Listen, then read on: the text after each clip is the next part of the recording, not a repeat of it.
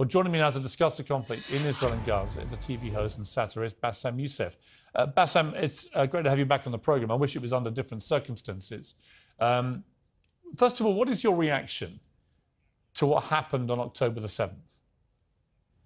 Oh, it was terrible, of course. I mean, we kind of get our news kind of also secondhand because, you know, my wife's family, they live in Gaza. They have cousins and uncles there, and their house also was bombed. We haven't been able to communicate with them for the past 3 days. Communication are lost. So we don't know actually what is the, how are they doing, but, you know, we're used to that. I mean, it's just like, it's very repetitive. We're used to that. We're used to them being bombed every time and moving from one place to the other. You know, it's just like those Palestinians, they're very dramatic. Israel killing us. But they never die. I mean, they always come back. You know, they're very difficult to kill, very difficult people to kill. I know because I'm married to one. I tried many times, couldn't kill her. I mean, there's a dark humour there, and I understand why. Because no, it's not dark humour. I try to get to her every time, but she uses our kids as human shields. I can never take her out. Again, I understand the humour, but to be serious, Bassem, about this, tonight there is... I will be serious. Now, I will be serious. I was watching your interview with Ben Shapiro, and I'll tell you one thing. Yeah. I think that Ben Shapiro is one of the smartest people who ever walked this earth. He's very, very smart. I follow him, and I believe everything he said. And when he came on your show, his solution was, and I quote, his solution was that the solution for this is for Israel to annex Gaza and to kill as many son of bitches as possible to make sure that this will never happen again. And anyone who called for a ceasefire will be a terrorist sympathizer. So God forbid, I don't want to be labeled as a terrorist sympathizer. So I agree with Ben Shapiro. I think we should kill as many son of bitches as possible. Well, let me, so okay, far, but Bassem, so far 3,500 people were killed, including 5,000 son of bitches in the bombing of the Baptist hospital as we speak right now. 1/3 of those 3,500 were children. So my question to Ben Shapiro is, how many more son of bitches do we need to kill so Ben Shapiro is happy? Okay, because it changes Bassem, from one year. It changes from one. I'm sorry that. Listen, I'm really at a disadvantage here. I'm looking at a camera. I don't see you. I can hear you on my ear. The reason I'm interrupting so is I think you might be. I think you're conflating different interviews with Ben Shapiro. He didn't use the phrase "sons of bitches" with me. Let me play to you what he actually said on my show. He did. Go back to your interview. No, he didn't. That was another interview. But let me play what he said to me here. Well, frankly, I don't believe in proportionate response to terrorism. I believe that the way that you stop terrorism is with wildly disproportionate response. That doesn't mean in terms of targeting civilians. It means in terms of killing as many terrorists as humanly possible and allowing them to dictate the terms of engagement by hiding behind civilians in areas that they're supposedly responsible for means that the only option for Israel is to surrender to Hamas's hatred of its own citizens, its willingness to use its own children as human shields. No country worth its salt could ever do that. Now, that is substantively different to what you said he said, right? He's talking there but specifically about Hamas terrorists. I agree with him. The thing is, the question is, what is a proportionate response? Because it has been different from one tier to another. So if you look to this graph, for example, this is the death of Israeli and Palestinians, and it's changing from one year to year. It's like fluctuating like crypto. So my question is today, what is the going rate today for human lives? I mean, 2014 was a great year for Ben Shapiro. 88 Israelis were died, and there was 2,329 Palestinians killed on the other side. That is one Israeli for 27 Palestinians. That is a very good exchange rate. What I'm saying is, what is the exchange rate for today? So you guys will be happy. That's my question. Well, it's not me. It's not me, guys. I'm not on either side. No, not you. Like when I say you guys, I say like people on the other side of that. I know that you don't think like that, Piers. You're one of the good guys. But let me tell you something. I mean, the reason that I'm using this is that, I mean, I can't remember what happened in 2014, and there was no music festival, but there must be something. I mean, they must do something. It is their fault. It has to be something. I mean, 2018, 300 Palestinians died. Who's counting, you know? So the thing is, what my question is, let's find what is the exchange rate for human life today so we expect the future death of Palestinians and will be happy to it. My response to that would be this, Bassem. I've thought carefully about this because I think it's very tricky for people like me to immerse ourselves into a conflict where we're not directly involved.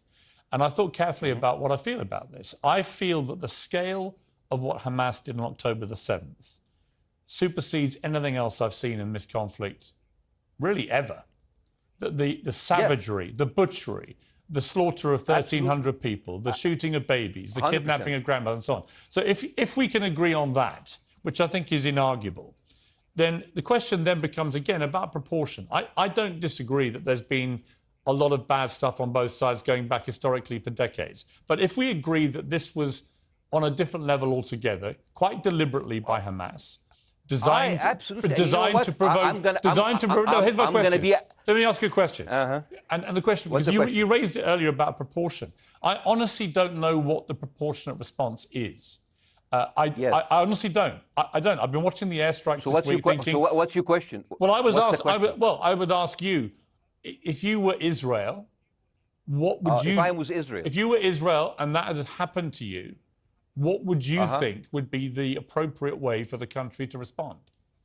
I would do exactly like Israel did, kill as many people as possible, since the world is letting me do it. I mean, I can do it because I can, you know? But the thing is, you know what? I agree with you. And you know what? I'm going to be even ahead of you, because I see the question coming. Do you condemn Hamas for the atrocity? Yes, I condemn Hamas. I condemn Hamas. I condemn Hamas is the source of all evil. They're a reason for everything. And you know what? Let's, for a minute, imagine a world without Hamas. Right. What will this word look like? Let's give this word a name, and let's name this word the West Bank. Hamas has absolutely no control in the West Bank, and since the beginning of this year, only through August, 37 Palestinian kids were killed. No music festival, no paragliding, no Hamas. Since the occupation of the West Bank, 7,000 Palestinians were killed. No music festival, no paragliding, no Hamas. I can go on and on and on and on. No, but you don't need to, because in a way you're preaching to the choir. I've followed this crisis. Oh no, you're not preaching. So the thing is, like, in the sense that I know that what you're saying has validity. Of course, Piers. By the way, Piers. I am at a disadvantage here. I can hear you. I cannot see you. I am in a claustrophobic room, and so please cut me some slack and don't interrupt me and interrupt my points. Sure. So, because this has to be fair. Understand. Because if you want to only hear your opinion, I can just condemn Hamas and go home. I can do that. So, do you want to do that, or do you have a much more nuanced conversation? No, I absolutely want to have a nuanced conversation. I wasn't aware I was interrupting you. I thought I was letting you speak. Amazing. So let's. I mean, I would say I really applaud Israel for doing one thing that no military force in the world does. Because I heard Ben Shapiro and I heard Ron DeSantis, and they said Israel is the only military force in the world that warns civilians before bombing them. I mean, how fucking cute. That is so nice of them. So, because with this logic, if Russian troops started warning Ukrainians before bombing their houses, we're cool with Putin, right? I mean, okay, Habibi, you have warned them, go invade, it's fine, you have done your job. I mean, the thing is, and I understand, and I also heard Ben Shapiro talking about human shield. So you remember my wife's family, they live in Gaza. So I asked them, I told them, when Israel give you the nice warning, the cute warning, does Hamas force you to stay in your home so you can be bombed and use as human shield? You know what, Hassan here, my wife's cousin, he's a loser, you know. He told me, you know, when I asked him, does that happen? He told me, no. The lying son of a bitch lied to me. I told him, you don't understand. Ben Shapiro and Ron DeSantis keep saying that Israel warned you and Hamas asked you to stay put. So I told you, he's a loser. He never kept a job. He even failed in all of the interviews to become like a human shield. I would believe Ben Shapiro. Let me ask you this, Bassem. So let's go with that. No. Let me ask you this. At some point, I must be able to ask you questions. It's not a monologue for you, Bassem. If we agree that for the 14,000 casualties, I mean, who's counting, are human shield, does that mean that every single one of those civilians was standing, obscuring a military target behind them? Because that's a lot of weapons. I mean, Hamas is packing. No, of course it doesn't. And look, it doesn't. So there's some collateral damage. Lots of collateral damage. Yes. It's fine, yeah. You kill some to save some and then kill some more. Yeah, I agree. Yeah. Well, let me ask you this. Again, it comes back to proportionate response. When the world decided it had to get rid of ISIS because of the appalling butchery they were carrying out, it did so by also killing very sadly, a lot of civilians along the way by doing airstrikes against places which But killing civilians are inevitable. You said that in the beginning. My point is, it's inevitable. Yeah, but once Israel has decided that they want to get rid of Hamas, and Hamas is embedded with civilian population, I'm very concerned about what's going to happen next. I've written a column tonight saying, I remember the Iraq War, which I opposed, right? I remember all this. So my question for you is, what would you think would be an appropriate response by Israel to what happened? Well, these are years of disproportionate responses of Israel. Right. Did it solve the solution? Did it solve the problem? Did it work before, so it will work? What will be the surprise this time? What will be the twist that will make this work this time? What will be different this time? Seriously, I mean, like, this is only the last 15 years. I mean, because it's too many papers. I just got this. But how will this be different? And the thing is, I am so glad in the introduction that you mentioned the Iraq War. I applaud you, Piers, for saying that, because you were honest about it. You said that spreading lies like WMDs make people look at those people as less of humans, and they would accept the death of 1 million Iraqi, whether by sanctions or by invasion, right? You are a good man. This is amazing. And you know what is similar? Is when you spread the lies of 40 decapitated babies, although it was refuted. So what happens when people hear that, killing babies is horrible. But when you say decapitated 40 babies, you are planting a certain image with a certain trigger in people's mind. Who has said that? Who has said 40? Who has said that? You have said 40 decapitated. Who has said that? You have repeated. No, I haven't. What? I've never said that. You haven't said on your show 40 decapitated babies? Never. Ben Shapiro didn't say it? No. Ron DeSantis didn't say Nobody it? has said it. Okay, nobody said it? No. Oh, okay, maybe I am wrong. Decapitated. Here's you're the thing. wrong. I've never said that. The thing, what happened, no, you're wrong. But the thing is, when Iraq, the same thing is happening in Iraq. Ben Shapiro once tweeted, not even about Gaza, about the West Bank, when Israel continued to build the illegal settlement. He said, 2017, Israel likes to build things, and Arabs, not Palestine, not Hamas, Arabs like to bomb crap and live in open sewage. Yeah, I thought that was very the Israeli defense minister, he said, those are human animals. And the thing is, Ben Shapiro should know better, because, long before the Holocaust, before Jewish people were thrown in the gas chambers, the Nazi propaganda called them rats. Now, as a human being, I will never accept that another human being being thrown into a gas chamber. But a rat, kill 10, kill 1,000, 3,500. They are son of a bitch. They are human animals who live in open sewage and decapitate babies. And because of that propaganda, Mr. Morgan, that guy in Illinois, the 71-years-old guy, he killed, stabbing the 6-year-old Palestinian kid in Illinois 26 times. And he used to play with him. They used to be friends. But he went in, marching into their apartment, stabbing his mother and killing him, shouting, all Muslims could die. Yeah. It took you 80 years to change one word from Jewish to Muslim.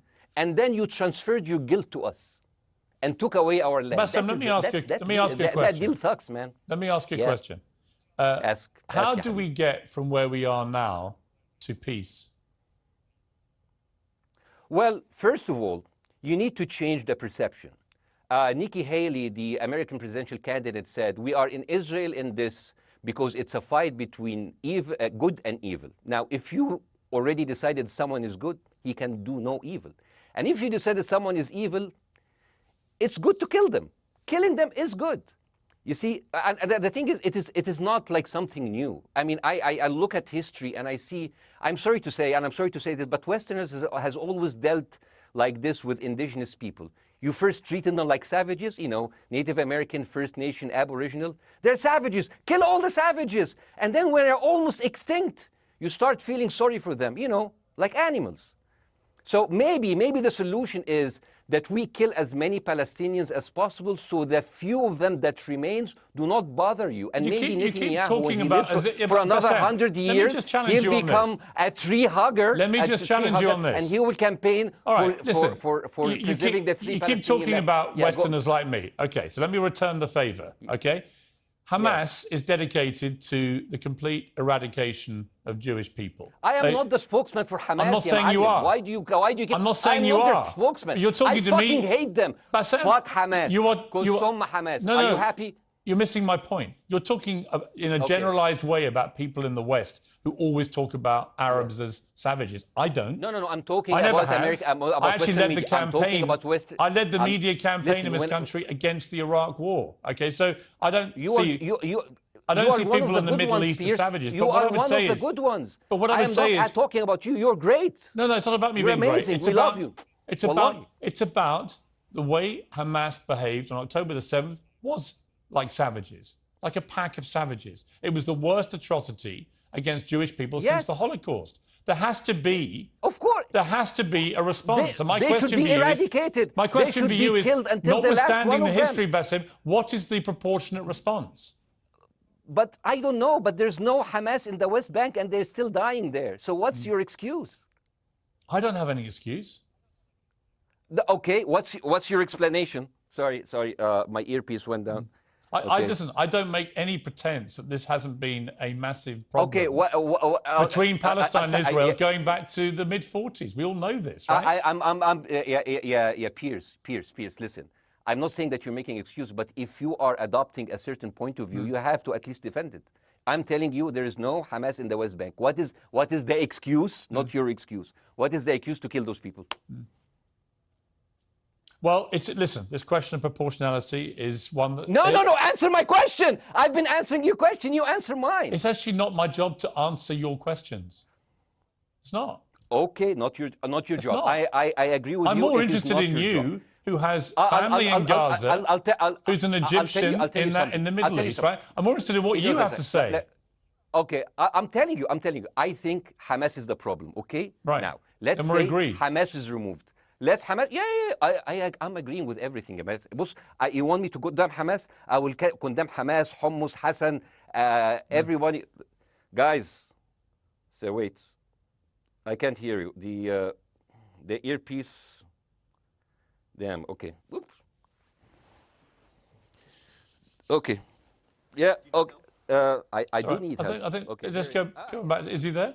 Go back. You go. Can you hear back? Okay, go. Thank you, guys. Can you hear, Bassem? Yeah. Now I can hear you. Okay. So here's the thing. Can you hear? Okay. Yeah. So Israel. Let's say, for example, Hamas ceased to exist. Okay. Do you hear me? Yes. Yeah. Hamas ceased to exist today. Now, right now, in Palestine, in West Bank and Gaza, 20% of Palestinians go through Israeli prison system, whether imprisonment, whether interrogation, whether torture, and the rest of them, they live a life of daily loss of land, of homes, of life, and they are suffocated by this. So let me ask you something. If you are a Palestinian living into these conditions for decades, would you sympathize with your oppressor or sympathize with the people who claim they resist them even if they are terrorists? I have made no secret that I think the conditions Palestinians have had to exist under are completely unacceptable. I've said that for years. So the question then becomes, how do you forge peace between two warring parts of that region who, for decades, have approached peace, in my view, with mutual sledgehammers, with no actual desire to have peace? And I think it comes down in the end to great leadership. And I don't think there's great leadership. I don't think, well, hang on, let me make my point. I don't think there's great leadership on either side. Where is the Nelson Mandela figure here to come through all this hatred on both sides? Nelson Mandela? Yeah, where is that figure? Nelson Mandela actually have criticized Israel for being a horrible state. All of the South African activists have actually called Israel. My point is about how he responded to a country that was so divided. Is a template for how you get to peace, isn't it? I haven't met Nelson Mandela, so I wouldn't know. But like there's a point. There's a very important point here. You know, I want to understand what is the logic of Israel carpet bombing Gaza. I mean, if there's a logic, if this will make Israel safe, I want to hear the logic. So if they continue bombing, what are they hoping to achieve? Well, I think we know what their stated aim is. Their stated aim is to eradicate and wipe out Hamas. They believe Hamas are living predominantly in northern Gaza. They also are aware they're living amongst civilians. So it's an incredibly difficult thing. As I said in my monologue, it is very, very difficult to see how they do this without massive collateral damage. So if I can understand this correctly, basically Israel is doing this to pressure the Palestinian community in Gaza to turn against Hamas. Is that right? I'm sure that's part of it, yes. That's part of it. So this is exactly what terrorist organizations do, because terrorist organizations will have no chance beating a whole nation in battle. So they terrorize and they kill the civilians in order to spread fear and terror so they can turn against their government to change their policy or to resign. You have just compared Israel with ISIS. No, I haven't. I don't see any comparison between It's going to be the headlines tomorrow. Piers Morgan, Israel is ISIS. Only amongst people who weren't listening. The comparison, which is more apposite, is ISIS and Hamas. They are both nihilistic terror groups intent on killing as many Jewish people and others as they can possibly kill. And you can't get peace with people like that. Absolutely. You know what? I'm going to do something that nobody done on your television. You know what I'm going to do on your episode? I'm going to pretend that I'm an Israeli citizen. I'm going to put myself in the place of an Israeli settler in the kibbutz. And I want to speak to my Prime Minister, Benjamin Netanyahu. Mr. Benjamin Netanyahu, I have voted for you because you have promised us peace and prosperity and security. On the 7th of October, those son of bitches Hamas, they went into the fence that is regularly heavily guarded. Usually if there's like a dove that comes close to it, it will be shot. Those people went in and they went for 6 hours before IDF forces was deployed, killing our friends, our families, kidnapping our grandmothers and babies, and went in.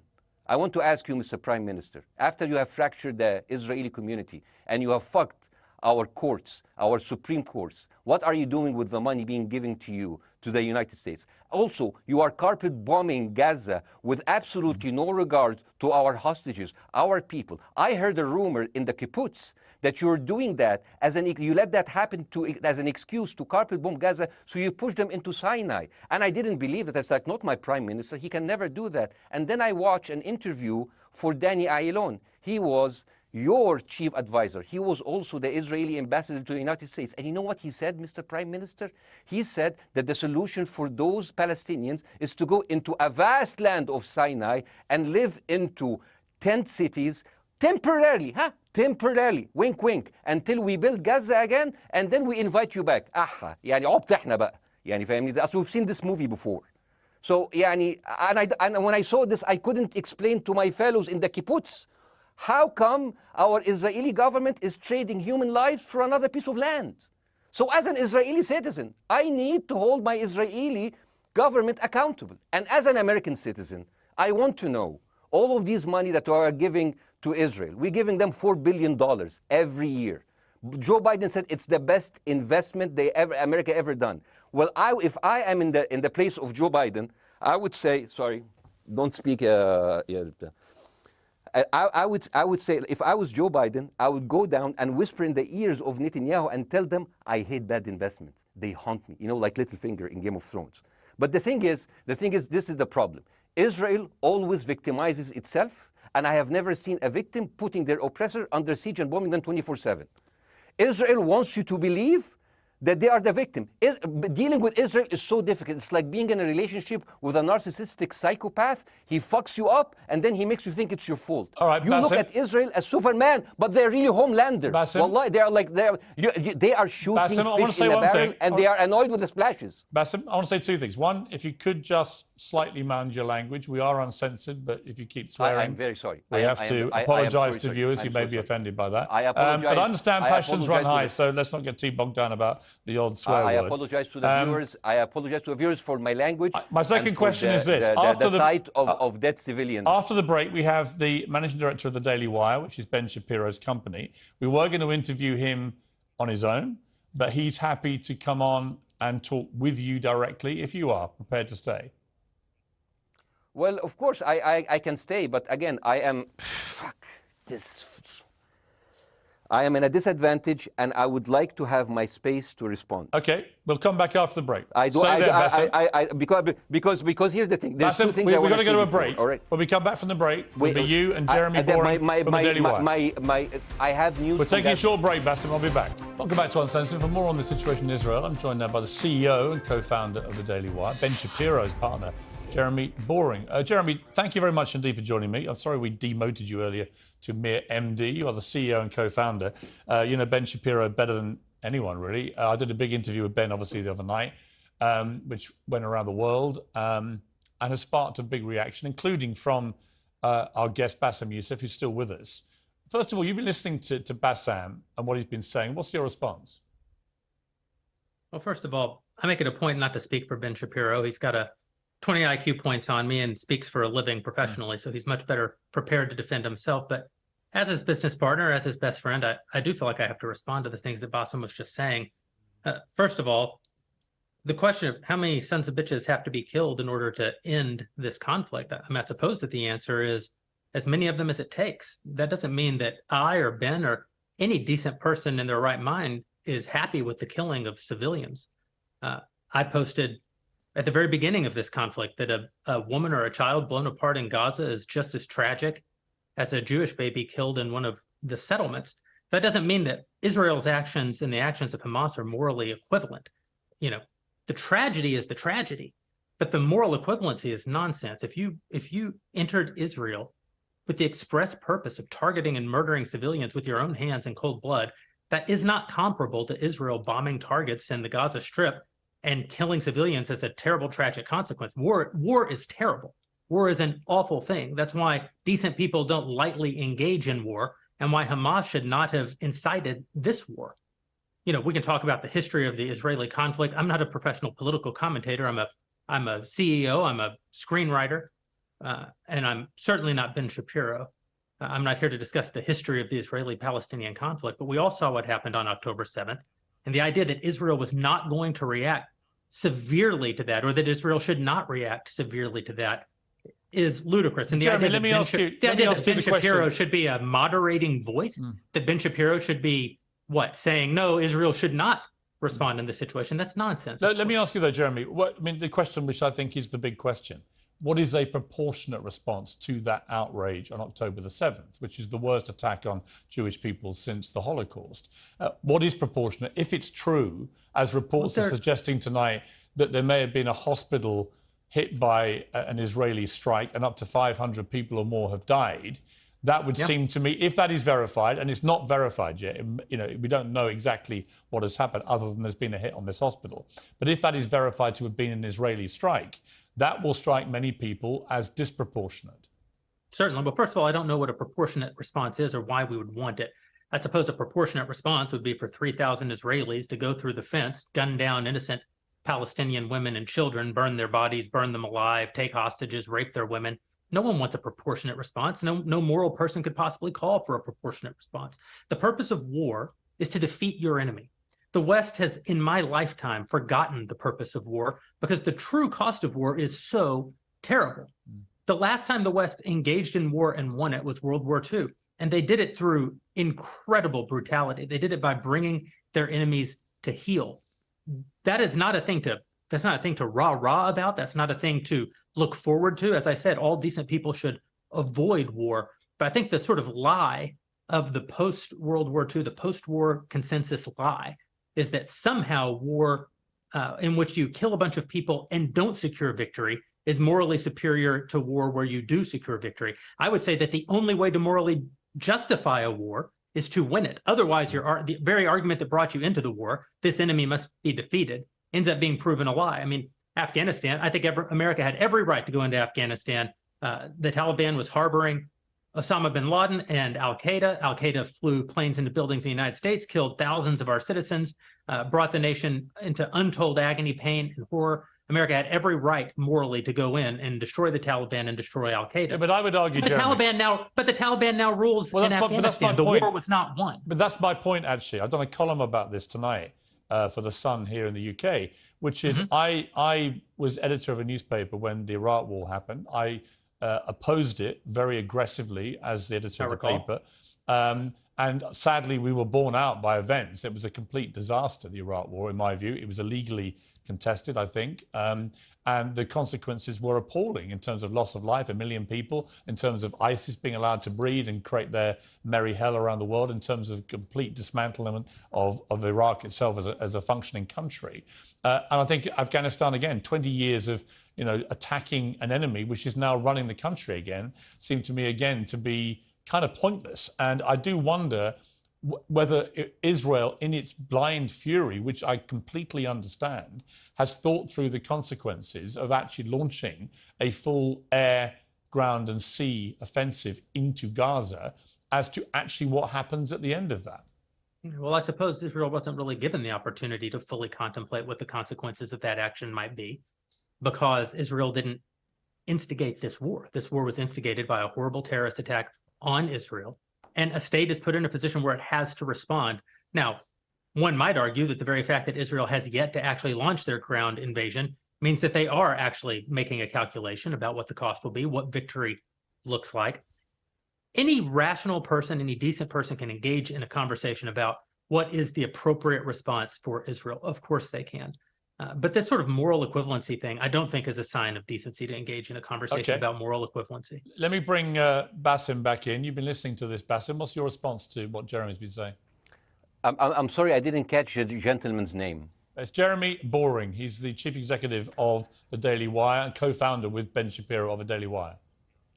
Hi, Jeremy. Please say hello to Ben Shapiro, and please tell him that I do think he is the smartest person to ever walk the earth. Thank you so much. So, as a response to Jeremy, I agree with everything you said. I mean, what is disproportionate? I mean, he just used the examples from Second World War and America, showing that civilian casualty is, I mean, I heard his voice. He was very sad, and as he was telling us, it is so inevitable to kill so many civilians because it's something that we cannot avoid. I hear the sadness in his voice, and I know that it's a very difficult decision to kill all of these civilians because that's for a higher cause, and I understand. But my question, I have two questions.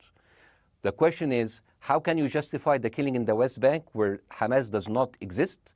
And if the disproportionate response during over all of these years have actually worked, what will be new this time that did not happen before? I just want to. That was my question. Okay, that was my question. I'm gonna. Okay. So now, if I ask the question, can I say something on my side? Well, a little bit personal. Bassem, with respect, a little bit personal. Bassem, with respect, I gave you half the show to have your side. Jeremy's had a lot less time. I'm going to have to You move want me on. to leave? Bassem, I'm going to have to let you go because we've been on air with you for 40 minutes. Okay. Now, bye bye. Right? But listen, bye.